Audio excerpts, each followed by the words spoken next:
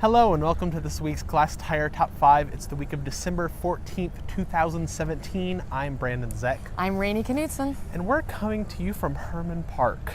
In Houston, beautiful Herman Park. This is the new garden with the Sherry Flores Pavilion where we are having our Glasstire party celebrating Houston artists on January 19th.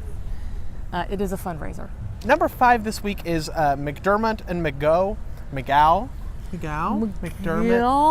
It's at the Dallas Contemporary. This is actually the last chance to see the show. It closes on the 17th.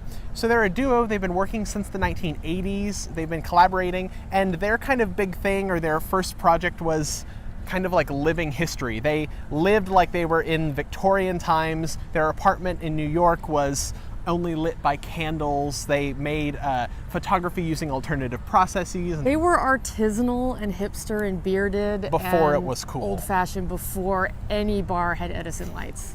They have a lot of other work. Their paintings and everything kind of deals with sexuality, history, the gay rights movement, a little bit of everything. So it's a really good show. It's a really big show, and I think it's a really important show in Dallas. Number 4 is Ricky Armendariz, Tell Me Where It Hurts at Ruiz Healy. This is up through mid-January. He is an artist originally from El Paso. He lives in San Antonio now, but his work is very, very much, I think, influenced by border issues, having grown up along the border. And he's really best well known for his large woodcuts, which is the first work of his that I ever saw, a series that he did with Flatbed Press. They're really graphic, very large, oftentimes of animals or other like border issues, but it's romantic, it's beautiful, it's a little edgy. He's definitely not shying away from anything difficult, but it's fantastic work. I'm a big fan. Number 3 this week is Wazir Mootoo at the Contemporary Austin.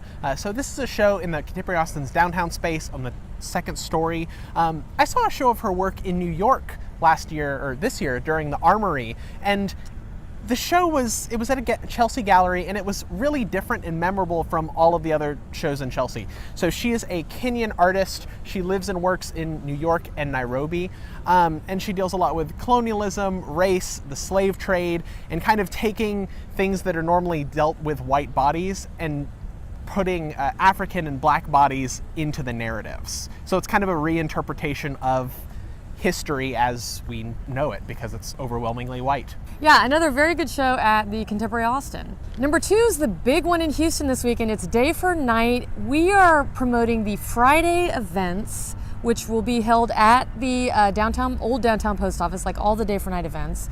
On Friday, Harag Vartanian, the editor of Hyperallergic, is coming down. They're calling it the Friday Summit. It was organized by Karen Farber of the Mitchell Center at the University of Houston. Features people like Nadia from Pussy Riot, Laurie Anderson, Chelsea Manning, a lot of people who have done a little more activism-centered work. There's also going to be a performance by Solange, so if you've missed the multiple performances by Solange up to this saw point, her in Marfa. I did. This is your chance to see her. Political activism and art is on a lot of people's minds right now. This is going to be an important one, not to be missed. Hyperallergic, of course, is a great publication, so I'm really excited about this. Number 1 this week is at the Art Museum of Southeast Texas in Beaumont, and it's a show by Ellen Tanner called Families, Fables, and Myths. So Ellen Tanner, she's a Texas-based artist, lives in or around Austin.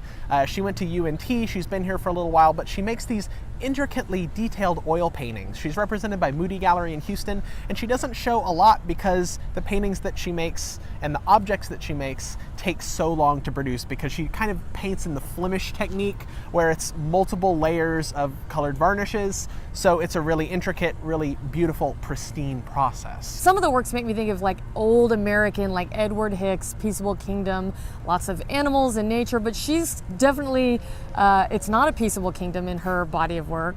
But yeah, Flemish tapestries, even Japanese woodcuts. These are beautiful paintings, and I'm so excited to pop over to Beaumont and see this show. It's just now opening this weekend, so you'll have a chance to see it. If you can't make it over the holidays, you'll see it in January, February, probably even March. What are you doing this weekend? Are you day for nighting? I'm doing the Friday Summit. I'm actually really excited. It's a group of people that I feel like Houston doesn't really see, and it's a nice chance to bring those people to Houston. Absolutely. Me too. So the rest of you all, hope to see you there. Go see some art. Go see some art.